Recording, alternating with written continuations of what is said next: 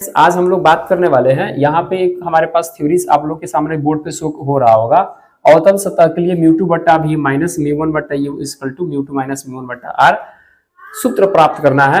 ये अवतल सतह में होता है। तो गोलीय अपवर्तक सतह के लिए ये जो फॉर्मूला प्राप्त किया जाता है, अवतल और उत्तल दोनों सतह में ये फॉर्मूला आता है और इसको हमको प्राप्त करना होता है। ठीक है, ये एग्जाम हमें हमारा बिहार बोर्ड हो या सीबीएसई बोर्ड हो, ये दोनों बोर्ड पूछते हैं और ये 5 नंबर में प्रश्न पूछा जाता है। और ये थ्योरी आप लोगों को इतनी इजीली तरीका से बताएंगे कि आप मतलब आराम से एक बार वीडियोस को बस देखिएगा तो आप आसानी से बना लीजिएगा। ठीक है, बात क्या होती है कि किसी भी चीज की समझ बस अच्छी होनी चाहिए। बेसिक अगर समझ अच्छा होगा तो जितना भी हम बात बताने वाला है वो सब इजीली तरीका से आप लोग कर लीजिएगा। ठीक है, तो देन लेट ना करते हुए हम लोग करते हैं इस वीडियो को शुरू, ताकि कम टाइम में इस थ्योरीज को हम लोग काफी कंप्लीटली तरीका से करेंगे। पहले हम लोग बात करेंगे कि इसका फिगर हम लोग कैसे ड्रॉ करते हैं। मेन चीज है फिगर अगर जिस बच्चे को ड्रॉ करने आ गया तो वो समझिए कि इस थ्योरी को प्रूफ करने के लिए कोई टेंशन जरूरत नहीं, 50% काम फिगर से हो जाता है। ठीक है, तो क्लास 12 फिजिक्स ऑप्टिक्स का, ठीक है, सेकंड लेसन में जाइएगा, आपको ये थ्योरीज मिल जाएगा। चलिए हम लोग बात करते हैं कि हम लोग इसका वर्किंग कैसे करें, फिगर कैसे ड्रॉ करें। फिगर ड्रॉ करने के लिए देखिए, सबसे पहले आपको एक अवतल सतह बनाना है। अवतल सतह क्या होता है आप सभी को पता है। अवतल सतह हमेशा धंसा हुआ होता है। ठीक है, अवतल सतह में से क्या होता है, धंसा हुआ। फिर ध्यान देना है कि एक हमको प्रधान अक्ष यानी प्रिंसिपल एक्सिस एक मतलब क्या करना, हमको ड्रॉ कर लेना है। समझ में आ गया। यहाँ पे जो हमारा पॉइंट है ये हो जाएगा हमारा पोल यानी ध्रुव भी हो जाएगा। ठीक है, सबको पता है कि भाई जब ये गोला एक है, कहीं ना कहीं अगर एक गोला है तो ये बिना सेंटर का तो होगा नहीं, तो इसके लिए एक सेंटर हम लोग को रख लेना है। हालांकि छोटी छोटी थ्योरी में ये सब बातें हम लोग पढ़े हैं, इतना सोचने की ज्यादा जरूरत नहीं है। तो ये एक काम हो गया। उसके बाद की अगर हम लोग बात कर लेते हैं,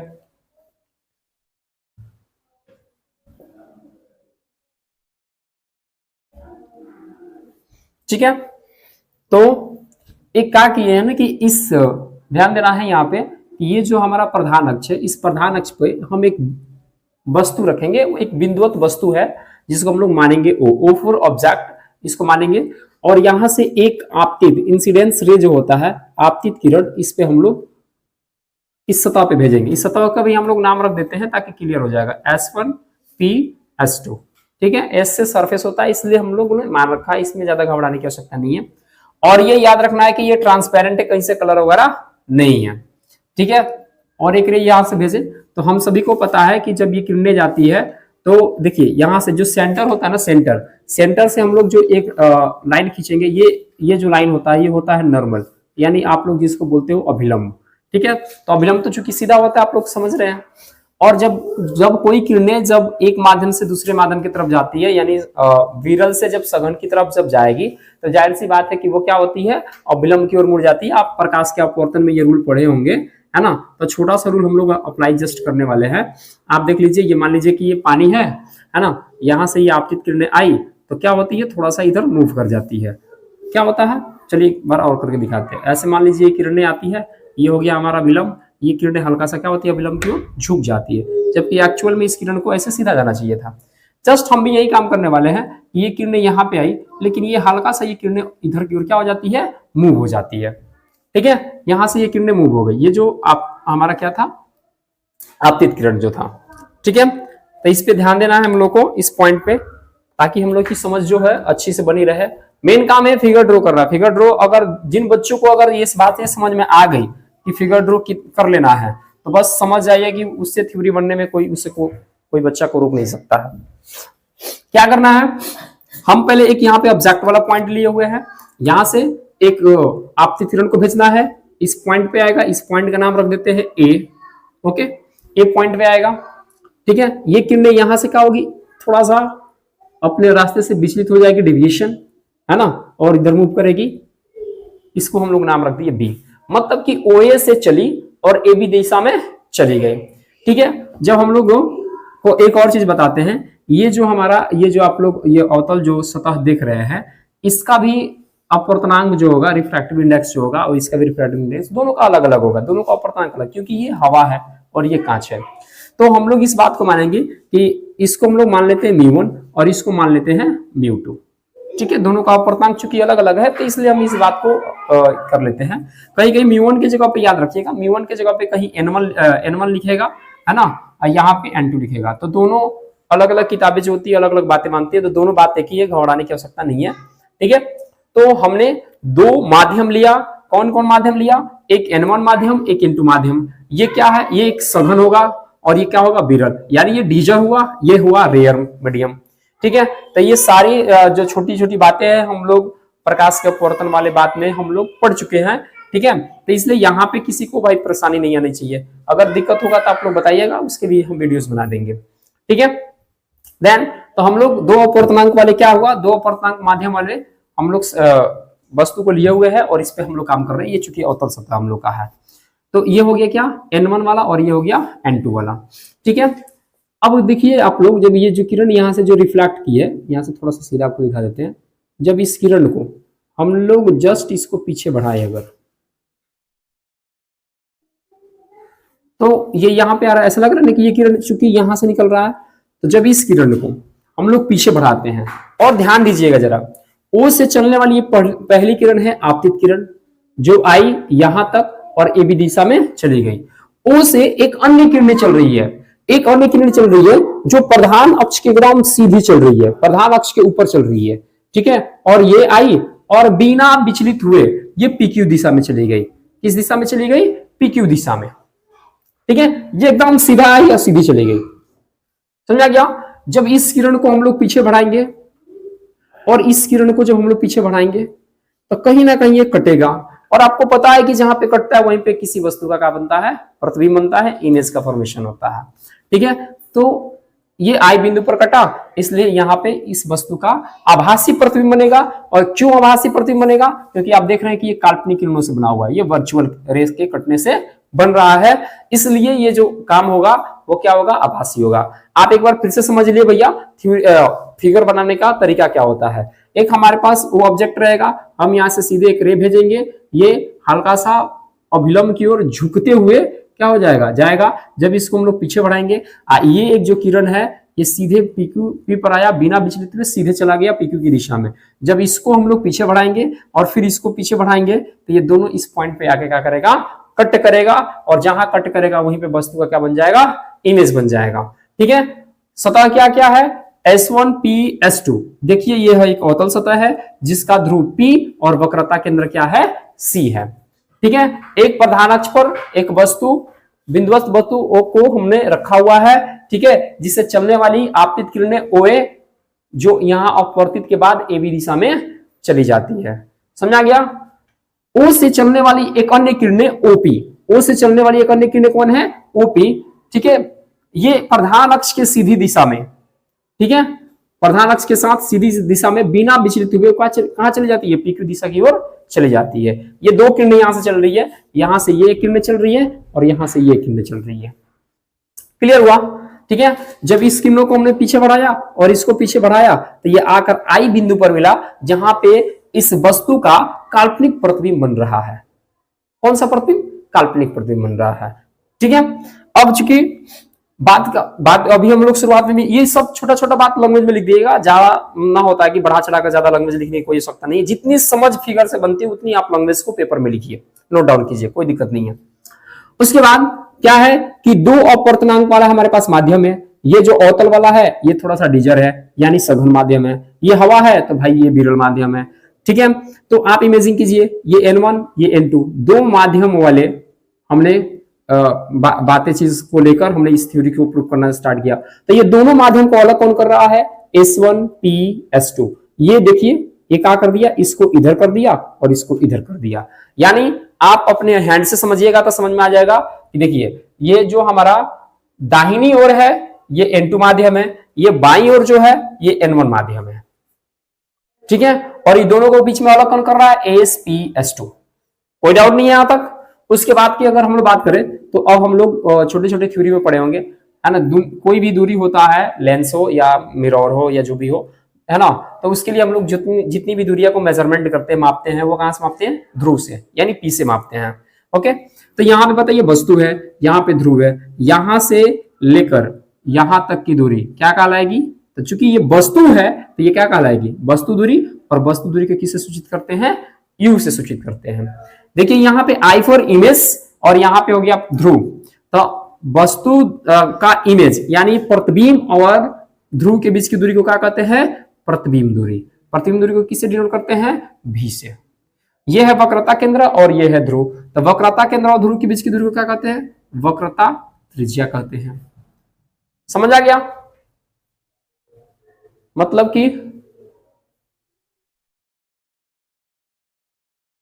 ये हुआ कि यहां पे जो हमारा वर्किंग चला कंप्लीटली हो गया। अब हम लोग को इस थ्योरीज को कैसे प्रूफ करना है और इसमें क्या क्या चेंजिंग लानी है, इस पे हम लोग बात करेंगे। तो एक छोटा सा हम लोग को कंस्ट्रक्शन करना है।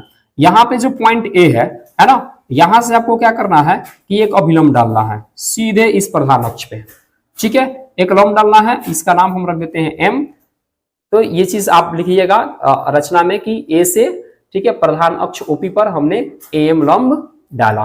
ठीक है, हम लिख सकते हैं यहाँ पे, अगर रचना की जब बात आती है तो रचना में इस बात को हम लोग लिख लेंगे क्या, एम लंब, ये कौन है, ओपी। ओके, इतना का बस काम रहता है, नहीं भी लिखिएगा तो चल जाता है, उससे कोई मतलब बड़ी बात नहीं है। अब थोड़ा सा हम लोग एंगल की तरफ हम लोग बातें कर लेते हैं। एंगल की जब हम लोग बात करेंगे तो आप एक बात बताइए, ये चूंकि आपतित किरण है, देखिएगा ये आने वाली किरण को आपतित किरण कहते हैं। तो आपतित किरण और ये है सी एन, इसको हम लोग एन कह देते हैं, सी एन, ये तो अभिलंब है। अब आपतित किरण और अभिलंब के बीच के बने कोण को क्या कहते हैं, आपतन कोण। क्या कहते हैं भैया, आपतन कोण कहते हैं। ये अपवर्तित किरण है और ये क्या है, अभिलंब है। तो इन दोनों के बीच के बने कोण को क्या कहते हैं, इन दोनों के बीच के बने कोण को क्या कहते हैं बताइए, इन दोनों के बीच के बने कोण को कहते हैं आर, यानी अपवर्तन कोण।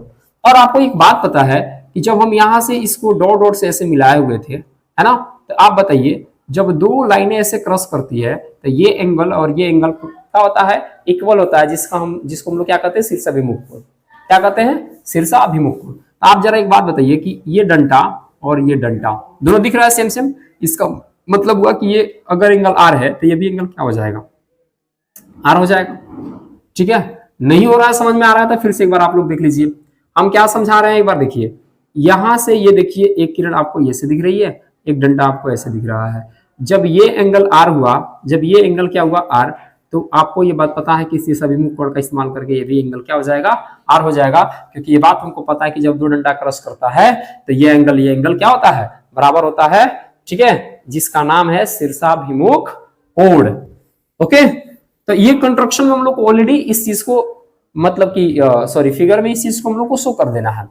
उसके बाद हम इस एंगल को मान लेते हैं, इस यहाँ पे भी एक एंगल बन रहा है, इसको हम लोग मानते हैं अल्फा। यहाँ पे जो एंगल बन रहा है इसको हम लोग मानते हैं बीटा। यहाँ पे जो एंगल बन रहा है इसको मान लेते हैं गामा। ठीक है, तो इस तरह के एंगल की हम लोग बात कर रहे हैं यहाँ पे। अब यहाँ पे हम लोग का वर्किंग होगा स्टार्ट, थ्योरी होगा स्टार्ट। हम लोग क्या करने वाले हैं भाई, अब जस्ट यहाँ पे कुछ करने की जरूरत नहीं है, यहां से हम लोग थ्योरी करने वाले स्टार्ट। तब तक आप इस फिगर को ड्रॉ कर लीजिए, अभी बहुत मजा आने वाला है थ्योरीज को प्रूफ करने में, कितनी मजा आने वाली है। ठीक है, तो आप देखिए हम लोग इस थ्योरी को प्रूफ कैसे करने वाले हैं भैया। तो लैंग्वेज हम जितना पहले से बक चुके हैं वीडियो में, आप आसानी से उसको देख लीजिए। लैंग्वेज ज्यादा नहीं लिखने की जरूरत है, थोड़ा बहुत लैंग्वेज लिख दीजिए, काम हो जाता है। हम लोग करते हैं प्रूफ, यानी प्रमाण। प्रमाण यहां से स्टार्ट होगा प्रमाण। तो पहले हम लोग यहां पे लगाएंगे स्नेल के नियम से। क्या लगाएंगे, स्नेल के नियम से। स्नेल का नियम आप लोगों ने 12th क्लास में याद किया होगा। क्या याद किए हैं, μ2 बट्टा μ1 equal to sine I upon sine R. चलिए, चूंकि हम तो μ2 μ1 माने नहीं है, तो n1 n2 माने हैं, तो हम लोग n1 n2 पे बात करेंगे। ठीक है, तो इसके लिए ज्यादा घबराने की आवश्यकता नहीं है। क्या बोलेंगे, n2 बट्टा n1। अच्छा, ये अगर ऐसा सिचुएशन होता है तो इसको बोलते हैं n1 n2। ऐसे अगर लिखना होता है n1 n2, यहाँ पे जब लिखे हैं तो इसका मतलब है कि n2 को रखना है ऊपर और n1 को रखना है नीचे। ठीक है, चूंकि हम यहां से बात करेंगे n2 बट्टा n1 और ये हो जाएगा sine I upon sine R. अब ध्यान देना है, थोड़ा सा एक छोटा सा हम लोग लैंग्वेज लिखेंगे कि अगर दर्पण का जो द्वारक हो, aperture of mirror is small, है ना, if aperture of mirror is small, दर्पण का द्वारक यदि छोटा हो तो तो दर्पण का द्वारक जब छोटा होगा तो जो ये एंगल होगा ना भाई, ये जो एंगल होगा आई और आर जो होगा काफी छोटा हो जाएगा। आप सोचो ये एकदम छोटा होगा, इसे डाउन किधर की तरफ आएगा, एकदम छोटा होगा कि नहीं होगा।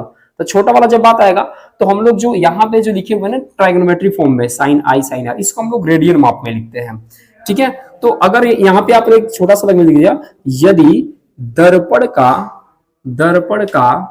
द्वारक छोटा हो तो दर्पण का द्वारक छोटा हो तो क्या होगा, है ना, आई और आर का मान रेडियन, इसमें लिखना है रेडियन में, ठीक है, लिख सकते हैं। जहां पे किसी तरह की आप बातें चला लो, कोई दिक्कत होने वाला नहीं है। उपाक्षी किन्होंने लिख लो, ये लिख लो, ये सब पढ़ने की बातें होती है, छोटी छोटी बातें समझ जाओ। मेन बात मेरा टारगेट क्या है भाई, करना क्या मेरे को। अच्छा इसको लिखना कैसे है, तो लिखना भैया ऐसे है कि इसलिए जब दर्पण का द्वारक छोटा हो तो इसको जो ये हमारे पास साइन आई है ना, ये लगभग बराबर हो जाएगा आई के, ठीक है, और जो साइन आर है ना, ये लगभग बराबर हो जाएगा आर के। क्लियर हो रहा है। अब बात हम लोग करने वाले हैं यहाँ पे, तो क्या इसका मान उठाकर ये में पुट कर लेते हैं इक्वेशन फर्स्ट, ठीक है। तो समीकरण फर्स्ट से देखते हैं क्या होने वाला भाई। समीकरण फर्स्ट तो ये है n2 बटा n1 equal to, video show कर रही है, n2 बटा n1 इक्वल टू साइन आई की जगह पे क्या रखना, अब साइन आई की जगह पे क्या रखना है आई, और साइन आर की जगह पे क्या रखना है आर। क्लियर। आगे इसको प्रोसीड में डालें, क्रॉस मल्टीप्लिकेशन जब करेंगे तो ये हो जाएगा, यहां से देखिए n2 r क्रॉस मल्टीप्लिकेशन इससे और क्या हो जाएगा n1 i। यहां तक किसी को दिक्कत, ये हमने जो छोटा छोटा काम किया यहां से आप लोग देख लो। अब बातें क्या हुआ ना कि अब इसको वीडियो से आप लोग उतार लो भाई, है ना, टाइम दे देते हैं, देख लीजिए स्क्रीनशॉट इसको ले लेना है, यहां पे हो गया ओके। तो n2r n1i, अब हम करते हैं इसको इधर से मिटाने सिटाने वाला काम कर लेते हैं, ठीक है। ये कहां से हो रहा है, सबको समझ में आ रहा है भाई, ओके ओके ओके ओके। अब इस थ्योरी को हम लोग बढ़ाने वाले हैं आगे। यहां पे जो है हमारा, है ना, यहां पे है n2r इक्वल टू n1i, जो हम लोग यहां पे देख रहे हैं, इसको हमको पता है क्या कर देना। अब यहां से हमको r और i का वैल्यू चाहिए, इसका वैल्यू चाहिए, r और i का वैल्यू चाहिए। अब r और i का वैल्यू फाइंड करने के लिए कौन सा वर्किंग हम लोग करते हैं, तो हम लोग फिर वापस आएंगे यहां पे, ठीक है। तो एक बात बताइए भाई, आप लोग मैथमेटिकल्स थोड़ा बहुत तो जरूर जानते होंगे। अगर ऐसा ट्रायंगल है, ऐसा त्रिभुज है, यहां का जो एंगल होता है, ठीक है, ये दोनों अंतःकोणों के योग के क्या होता है, बराबर होता है। ये दो जो इंटीरियर एंगल आपको दिख रहा है, ये एक्सटीरियर एंगल के ऐड के क्या होता है, बराबर होता है। ये एक सिंपल बात है। अगर यहाँ पे एंगल है आई, यहाँ पे अगर एंगल है अल्फा, और यहाँ पे एंगल यदि है गामा, तो आप समझ जाइए कि गामा इक्वल टू हो जाएगा आई प्लस अल्फा। क्लियर। ये मैथमेटिकल चीज है, ये बहुत बड़ी बातें नहीं हम बोल रहे हैं। ये जो एंगल होता है, इन दोनों एंगल को जोड़ने पर ये बाह्य जो एंगल होता है इक्वल होता है। ये मैथमेटिकल प्रूफ थ्योरीज है, आप करके देख लो, है ना। तो हम इस रूल को करने वाले हैं अब जस्ट अप्लाई कैसे करेंगे, देखिए हमारे इस फिगर में पूरा एकदम नजर दौड़ा के देखिए, यहां पे क्या होने वाला है, पूरी क्लियरनेस होगी इस बात को लेकर, है ना। आप मेरे को एक बात बताइए, यहां पे देखिए, यहां पे एक ट्रायंगल बन रहा है, यहां पे देख रहे हैं आप, एक ट्रायंगल बन रहा है कि नहीं बन रहा है भाई, बता दो। यहां पे ये बाह्य कोण हो रहा है गम्मा, यहां पे ये एंगल आई पूरा था, और यहां पे अल्फा। ट्रायंगल कौन था, AOC। कौन ट्रायंगल है भाई, AOC। तो हम यहां पे लिखेंगे त्रिभुज AOC में क्या है बात भाई, तो हम लोग आसानी से लिख सकते हैं कि जो ये गामा है, गामा किसके बराबर होगा, अल्फा और आई के बराबर, अल्फा प्लस आई। कहां से समझ में आना, देख लीजिए भाई, त्रिभुज देखिए यहाँ पे त्रिभुज देखिए, और ये देखिए ये बाह्य एंगल, वाह डन। ठीक है। यहां से मेरे को किसका मान फाइंड करना है, आई का। जब आई का मान फाइंड कीजिएगा तो देखिए ये प्लस में इधर आ गया माइनस में, यानी गामा माइनस फटाक देकर बोलिए अल्फा, गामा माइनस अल्फा। अब भाई बच गया, यहाँ पे छोटा वाला आर मेरे को दिख रहा है, तो क्या यहां से आप लोग को ट्रेंगल नहीं दिख रहा है, दिख रहा है ये ट्रेंगल यहां से देखिए दिख रहा है। फिर इसके लिए भी ये बाह्य कोण हो गया, एक्सटीरियर एंगल हुआ। तो यहाँ पे कौन सा ट्रायंगल चल रहा है, ए आई सी, कौन चल रहा है, ए आई सी। तो यहाँ पे लिखेंगे त्रिभुज ए आई सी में क्या होने वाला है, इसी में। तो यहाँ पे जो अंतःकोण है कौन है भैया, आर है, यहाँ पे कौन है बीटा, ये बाह्य कोण कौन है गामा। तो यानी गामा इक्वल टू क्या हो जाएगा, बीटा प्लस आर। जब आर का मान फाइंड करेंगे तो क्या होगा, आर का मान फाइंड करेंगे तो क्या होगा, ये गामा है, थोड़ा सा देखिएगा इसका शून्य बहुत डेंजर बना रहा है, ये प्लस में इधर आ गया माइनस में, तो गामा माइनस क्या हो रहा है, बीटा। आई और आर का मान फाइंड कर दिए, तो इसको हम लोग इक्वेशन मानते हैं सेकंड। आई और आर का मान इक्वेशन सेकंड में रखने पर क्या लिखेंगे, आई और आर का मान समीकरण फर्स्ट में रखने पर। देखिए कितना थ्योरी इजी है, आप सोच के हैरान हो जाएगा कि इतना बड़ा थ्योरी जाता है, देखकर लगता है कि ये हो जाएगा, कितनी आसानी तरीके से इस थ्योरी को हम लोग बना सकते हैं। ठीक है, रखें यहां पे मान, यहां पे है N2 और यह आ गया R का भैया मान क्या है यहाँ पे, गामा माइनस बीटा। ओके, यहां पे है N1, यहां पे है I का मान क्या फाइंड करना है, क्या किए हम लोग, गामा माइनस अल्फा। बस कुछ नहीं किए, मान को हमने उस वैल्यूज को लाकर यहाँ पे पुट कर दिया। इक्वेशन कौन था भैया, सेकंड में। ओके, बातें अब आगे करते हैं, थोड़ा सा इन लोग को गुणा वगैरह करके इन लोग का एक रिलेशन बना लेते हैं। ठीक है, रिलेशन बनाइए, इससे करेंगे तो क्या होगा, N2 गामा माइनस ये क्या होगा, N2 बीटा। ओके, ये क्या होगा, N1 गामा माइनस ये क्या होगा, N1 अल्फा। ओके, हम क्या कर रहे हैं कि भैया गामा इसमें है, गामा इसमें है, दोनों को एक साथ कर लेते हैं, इन लोगों को एक साथ कर लेते हैं। ठीक है, सिंपल बात। तो N2 गामा ये प्लस में है, इधर आया माइनस में, N1 गामा।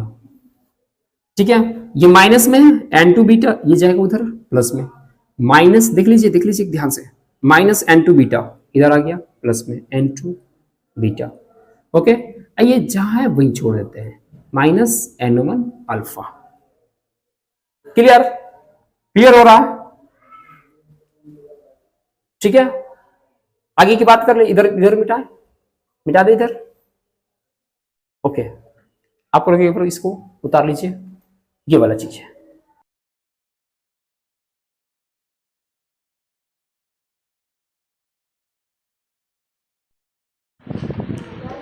अब यहाँ से हम क्या करेंगे कि गामा को करेंगे कॉमन और फिर N2 माइनस N1 करते हैं, और फिर यहाँ पे जैसा है वैसा ही इसको हम उतार देते हैं, N2 beta minus N1 alpha. ठीक है, इस चीज़ को हमने देखा, और फिर यहाँ पे सेकंड को देख लीजिए, इक्वेशन सेकंड है तो इसको हम इक्वेशन मानते हैं थर्ड, और फिर हम लोग आगे की चलेंगे प्रोसेस में, और इस प्रोसेस को आगे बढ़ाएंगे। तब तक आप इसको नोट डाउन कर लीजिए, क्योंकि ये जितनी सारी चीज़ें आप इसको उतार लीजिए, और वीडियो को पॉज करके आप लोग आसानी से इसको उतार सकते हैं। और फिर हम लोग आगे की हम लोग को वर्किंग में क्या करना है देखते हैं। बस अब यहाँ पे कुछ करना ऐसे है वे नहीं, आपको गामा और यहाँ से बीटा का और अल्फ़ा का मान यहाँ पे क्या करना है, हम लोग को यहाँ से फाइंड कर लेना है, जो आपको फिगर में शो हो रहा है। इसको हम लोग इजीली तरीक़े से यहाँ पे क्या करेंगे, फाइंड करेंगे। जो सबसे आसान तरीका होता है क्या करना, अल्फ़ा बीटा गामा का मान फाइंड करना, और इसमें लाकर बस पुट कर देना है, करना कुछ नहीं है। अब यहाँ से थ्योरी जो होगा ना, बहुत आसान तरीके से क्या हो जाती है, प्रूफ हो जाती है। ठीक है, तो देखिए यहाँ पे जो ट्रायंगल आपको दिखा रहे हैं, यहाँ पे देखिए एक ट्रायंगल दिख रहा है ना, मोटा सा बड़ा सा जो ट्रायंगल दिख गया एकदम, यहाँ से बस छोटा सा काम है, इसको अपनाइए और फिर इस थ्योरीज को क्लियर करते हैं। तो यहाँ से जो ट्रायंगल यहाँ पे दिखा AOC, अभी यहाँ पे हम लोग लगाएंगे, और यहाँ पे alpha equal to tan alpha लगाएंगे, यानी tan अल्फ़ा का मान यहाँ से फाइंड करने वाले हैं। ठीक है, तो alpha equal to tan alpha, और tan अल्फ़ा यानी tan थीटा का फार्मूला क्या होता है, P/B होता है ना, तो यानी m हो जाएगा, क्योंकि P का काम m कर रहा है। और फिर यहाँ से आप लोग देख लीजिए बेस का काम कौन कर रहा है, OM। कर रहा है ना, तो ये हो जाएगा ओ एम। ये पी बाई बी का हमने रूल्स को फ्लो किया हुआ है, जो आप छोटे छोटे क्लासों में ये सब सारी बातें पढ़ चुके हैं। चूँकि आधार यही होगा जहाँ पे एंगल होता है वहीं बेस होता है, ये बातें आप लोग को पता है। जस्ट लाइक उसी तरह हम लोग बीटा का मान निकालेंगे, तब बीटा को हम tan बीटा लिखेंगे। और यहाँ से क्या होगा, यहाँ से आप देख लीजिए, यहाँ पे अपना ट्रायंगल बीटा वाला ट्रायंगल आपको नज़र आएगा, ठीक है। मतलब ये समझाने की कोशिश है कि यहाँ पे अल्फ़ा को tan अल्फ़ा लिखना, चाहे बीटा को tan बीटा लिखना, ये कैसे हो रहा है। तो अभी जस्ट हम लोग पीछे की थ्योरीज में पढ़े थे कि साइन आई को आई कह सकते हैं और साइन आर को आर कह सकते हैं। जस्ट अभी हम लोग वीडियो में अभी पीछे पढ़ा ही था, है ना। तो क्यों नहीं अल्फ़ा को tan अल्फ़ा कह सकते हैं, जब इसको ये बोल सकते हैं, क्योंकि हम लोग ये बात पढ़ते आ रहे हैं कि जब उपाक्षीय किरण होती है, जब दर्पण का द्वारक छोटा होता है, तो इस तरह की बातें हम लोग कर ही लेते हैं कहीं ना कहीं। तो देन अब हम लोग आगे की बात करने वाले हैं। तो जैसे हम लोग का tan अल्फ़ा निकला, उसी तरह हम लोग अब tan बीटा की बात करते हैं। तो आप यहाँ पे ट्रायंगल देख लीजिए tan बीटा के लिए, यहाँ पे आपको ट्रायंगल दिख गया एकदम मस्त बड़ा सा, है ना, AIR मतलब M। आप ट्रायंगल को लिख सकते हैं, नहीं भी लिखिएगा तो कोई टेंशन होने की बात नहीं है। तो बीटा लिखिएगा तो यहाँ पे क्या आने वाला है भाई, आप देख लीजिए, इसका भी P का मान जो होने वाला है वो AM ही होने वाला है, ठीक है। और इसका बेस आपका निकालने वाले हैं IM, देख लीजिए। तो यहाँ से देखिए AM उठाएंगे, ओके, P का मान क्योंकि tan है, और इसका बेस क्या उठाने वाले हैं, ये I से लेकर M तक, ओके, IM, ठीक है। कोई डाउट की आवश्यकता नहीं है आप लोग को। और क्योंकि चूँकि हमको यहाँ पे वैल्यू चाहिए था इसका अल्फ़ा बीटा, और एक बच गया लास्ट हमारे पास, एक गामा बच गया। तो आसानी से हम जैसे अल्फ़ा निकाले बीटा निकाले, जस्ट वैसा ही हम लोग गामा निकालते हैं। तो गामा के लिए tan गामा हम लोग यहाँ पे लिखने वाले हैं, ठीक है। देखिए हमको गामा भी सही से बनाने नहीं आ रहा, तो खैर कोई बात नहीं है, आगे देखते हैं। तो यहाँ पे हो गया AM, ठीक है, और फिर ये हो जा रहेगा उसके बाद जस्ट लाइक हम लोग बात करेंगे यहाँ पे CM की बात, ठीक है। बस यहाँ से AM और ये CM, क्योंकि P/B होता है तो ये हो जाएगा CM। ये अल्फ़ा बीटा और गामा का मान आप देख लो यहाँ से फाइंड हो चुका है, और जस्ट हमको कुछ करना नहीं है, इन सारे को मान लाकर इस इक्वेशन में कर देना है बस पुट। तो हम लोग देर क्यों करें, हम लिखते हैं अल्फ़ा बीटा, है ना, और गामा का मान क्या करेंगे समीकरण 3 में रखने पर, ओके। तो ये हो गया आपका लॉन्गवेज। अब हम लोग क्या करेंगे, इक्वेशन 3 की तरफ चलते हैं और यहाँ पे हम लोग मान लाकर पुट करते हैं। इसको मिटा देते हैं और आप इसको वीडियोस को पॉज करके आप आसानी से जो चीज़ छूट रहा है आपको उसको लिखना है, जो नहीं समझ में आए उसको याद रखना है, कमेंट्स भी करते रहना है, ज़्यादा टेंशन लेने की आवश्यकता नहीं है, ये सब इजी वर्किंग होती है, ठीक है। तो यहाँ पे आप देखिए और मान को यहाँ से लाइए, यहाँ पे चूँकि गामा का मान हम लोग क्या लिए हैं AM/CM। तो जहाँ यहाँ पे इक्वेशन 3 में यहाँ पे जो गामा था उसके जगह पे लिख दिया N2 - N1, फिर यहाँ पे क्या था N2 बीटा, ठीक है। तो बीटा का मान का निकाले हम लोग AM/IM, ठीक है। तो AM/IM हो गया ये, और फिर -N1 और अल्फ़ा का मान निकाले हम लोग, वहाँ से क्या निकाले हैं AM/OM, ओके। बस हुआ कुछ नहीं, हम लोग अल्फ़ा बीटा और गामा का मान पुट कर लिया, और दोनों में से देख लीजिए यहाँ पे AM कॉमन है, तो हम क्या करने वाले हैं AM कॉमन करने वाले हैं, और ये N2 चूँकि ये ऊपर की तरफ रहेगा तो N2 गया ऊपर, ठीक है, और नीचे बच गया IM। उसी तरह जो काम यहाँ पे हो सकता है वो काम यहाँ पे देख लीजिए आप, दोनों में AM कॉमन है तो बाहर निकाल रहे हैं, ये बातें आप लोगों को समझ में आनी चाहिए। और N2 देखिए नीचे नहीं होता है, N2 जो होता है कभी भी अप में होता है, क्योंकि इसके नीचे क्या है 1 है, ठीक है। जस्ट लाइक जैसा ये था वैसा ये भी तो होगा, है ना। तो माइनस है तो माइनस लगाते हैं, फिर ये हो गया N1, ये हो गया OM, क्लियर। अब क्या होने वाला है, दोनों में M था, M कॉमन किए, ये N2/IM लिखे और फिर N1/OM लिखे। ये समझने की बात है, थोड़ा सा मैथमेटिक्स आपका सही होगा तो इसमें बिल्कुल गड़बड़ेशन होने की बात नहीं है। ये जो होता है वो नीचे नहीं होकर ये ऊपर होता है। तो इस चीज़ को हम लोग एक बार लिख लेते हैं M/CM और N2 - N1। और हम फिर अब जस्ट क्या करने वाले हैं, देखिए यहाँ पे M से M को करेंगे कट, ठीक है। तो यहाँ से M क्या हो गया कट, इसको हम लोग इसको क्या करते हैं मिटा देते हैं, और फिर हमारी आगे की प्रोसेस क्या होने वाली है, क्या बचने वाली है, तो ये बच जाएगा N2 - N1। आप देख लो N2 - N1 और ये हो गया CM। कोई दिक्कत यहाँ तक, कोई दिक्कत नहीं होनी चाहिए क्योंकि आसान बात है, दिक्कत क्या, ये बच गया N2/IM, ये हो गया N1/OM, कोई दिक्कत नहीं है। अब भैया यहाँ तक तो बातें आ गई। अब हम लोग थ्योरी के काफ़ी करीब आ चुके हैं और एकदम आसान बातें हो गई। यहाँ पे जो म्यू बटा भी लिखे हैं इसी को N2 भी लिखते हैं। अब ये बात में ही हम बता दिए, अलग अलग बुक अपना अलग अलग बातें इस्तेमाल करता है। ये हो जाएगा N2 माइनस N1। अरे भैया सही से बनाते हैं। ओके, ये बात ऊपर वाला बात का है चाहे नीचे वाला बात का है, दोनों बात सेम है, इसे घबराने की किसी को आवश्यकता नहीं है। अब जस्ट बात यहाँ पे जो है ना, जहाँ पे CM IM OM दिख रहा है, आप लोग बहुत सारे थ्योरी में पढ़े होंगे या बार बार एक ही बात लिखते कि जो M है वो P के काफ़ी करीब है, मतलब काफ़ी नज़दीक है। तो क्या होता है जब दर्पण का द्वारक छोटा हो तो M जो होता है P के काफ़ी करीब होता है। जस्ट लाइक हम लोग इस तरह की बातें करते रहते हैं।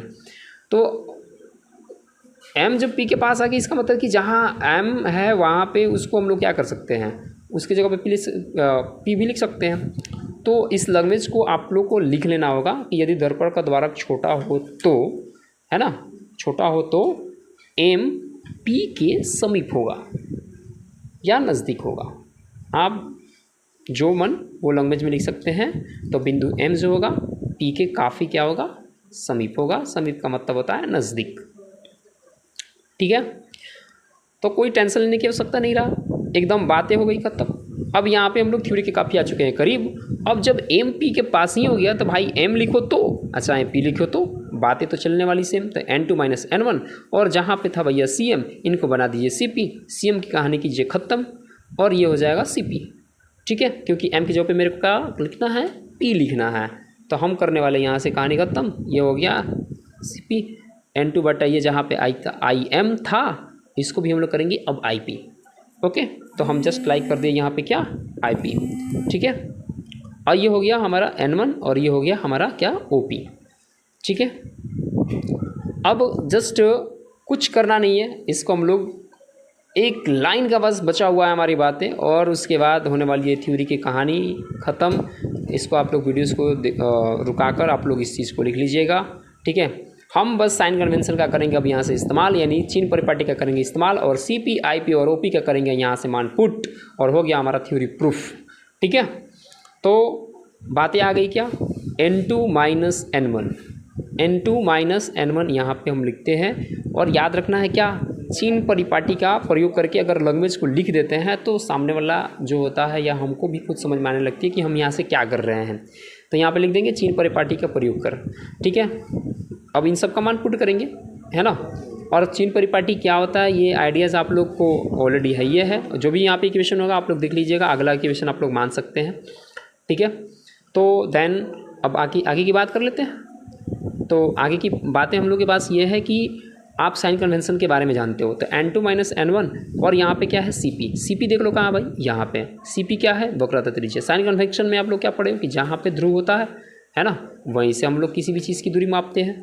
तो इधर की वैल्यू क्या होती है, निगेटिव, इधर की वैल्यू क्या हो जाती है, पॉजिटिव, ऊपर की वैल्यू पॉजिटिव, नीचे की वैल्यू निगेटिव। तो ये चीज़ तो आप हमेशा से जानते हो, है ना। बट हम क्या करते हैं कि देख रहे हैं यहाँ पे कि मेरी सारी जितनी वैल्यूज है सब तो इधर ही है ना। जब हमारे मतलब कि बाएं साइड है तो ये सारी चीज़ें क्या होगी, निगेटिव होगी। तो सोचने की आवश्यकता नहीं है, आर भी जो होगा माइनस में होगा। N2 बट्टा IP कौन है भाई, यहाँ पे है। तो ये जो IP को हमने क्या मान रखा है, V यानी प्रतिबिंब दूरी। तो ये हो जाएगा -V। ओके, क्योंकि इधर है तो माइनस में होगा नहीं, यहाँ पे माइनस ऑलरेडी पहले से है। और ये हो गया N1, ये हो गया OP क्या है भाई, O से P, ये क्या है, वस्तु दूरी है भाई, ऑब्जेक्ट, है ना। ये क्या है, U है, तो ये क्या हो जाएगा U। इधर चुकी है तो ये भी किस में होगा, माइनस में। क्या कर रहे हैं, बस चिन्ह परिपाटी का प्रयोग किया और इस मान को हमने क्या किया, पुट किया एकदम इजी वे में। यहाँ से माइनस को हमने कर दिया प्लस, क्योंकि आपको भी पता है कि माइनस जाएगा तो प्लस ही होगा। अब चूंकि माइनस वगैरह जो यहाँ दिख रहा है सही थोड़ा लग नहीं रहा है, तो इसको हम लोग क्या करेंगे, माइनस की कहानी को करेंगे ख़त्म। अब इन दोनों में से क्या करेंगे, माइनस को ख़त्म करने के लिए ठीक नहीं लग रहा है तो माइनस को निकालते हैं बाहर। जब ये माइनस में तो किस में हो जाएगा, प्लस में, क्योंकि माइनस कर चुके हैं कॉमन। ठीक है, तो यहाँ पे क्या होगा, माइनस N2 बट्टा U। क्यों माइनस होगा वहाँ पे, क्योंकि आपको पता था कि वो ये माइनस को क्या कर देंगे, रिलीज कर देंगे, ख़त्म कर देंगे। ये बचा N2 माइनस N1 बट्टा R और ये बचा N2 बट्टा V माइनस N1 बट्टा U। ये हो गया आपका थ्योरी प्रूफ। ये ऐसे आप इम्प्लाइड डेट का सिंबल लगा दीजिएगा ताकि आपके एग्जाम में नंबर नहीं कटेगा। और ये थ्योरी आपको ईजी से ईजी तरीक़ा से क्या कर दिया गया, प्रूफ कर दिया गया। इससे ज़्यादा सोचने की आवश्यकता नहीं है। ये थ्योरी अवतल सतह के लिए है। आप थोड़ा सा क्या करते हैं कि मतलब इस्तेमाल करके उत्तल सतह में इसका भी आप प्रूफ कीजिएगा, नहीं जहाँ आएगा वहाँ पे आप बताइएगा, हम इसका फिर से वीडियो रिकॉर्ड कर देंगे। मिलते हैं फिर से अगले वीडियोज़ में एक नए अवाम के साथ, एक नई चीज़ों के साथ। जहाँ तक आपको दिक्कत होगा आप सोचने की आवश्यकता नहीं है, बिल्कुल ये थ्योरी आपके लिए था पूरा आसान। मिलेंगे फिर से अगले वीडियो में, तब तक के लिए जय हिंद।